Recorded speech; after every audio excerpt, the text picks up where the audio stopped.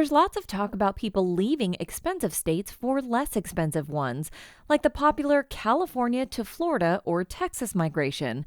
At the same time, an increasing number of people are leaving the United States completely. For example, Portugal is a popular destination for Americans, particularly Californians, thanks to its relatively low cost of living. The number of U.S. citizens residing in Portugal increased 45% in 2021, even as Portugal's overall population decreased. However, not all Americans leave the 50 states for Europe or, say, Asia. Some stay in the Americas, as in elsewhere in North America. According to housing researcher Point2, Mexico is the top destination for U.S. households looking to make the move or buy a second home elsewhere in the Americas. Over the last 12 months, the Mexican destinations with the most U.S. interest were Puerto Vallarta, Tulum, and San Miguel.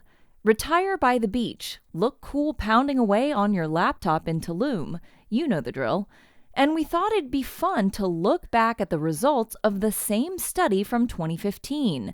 So Mexico jumped from 4th to 1st, and Puerto Rico, you don't need a passport to go there, moved from 4th to 3rd. And guess what? You can still score a pretty sweet crib for $300,000 in Puerto Rico's biggest city, San Juan. For comparison's sake, the same size property in San Francisco starts in the low to mid seven figures and increases fast. In the Los Angeles suburb of Thousand Oaks, you're looking at between $1.2 and $1.5 million. The bottom line is this. Let's say you haven't saved quite enough to retire comfortably in the United States. You fell significantly short of that magic number of $1 million, but you still have a healthy nest egg. It might make sense to go someplace less expensive, maybe Puerto Rico, maybe Mexico, maybe somewhere even cheaper. Nationally, it takes a $75,000 salary to be able to comfortably afford the median price home in the U.S.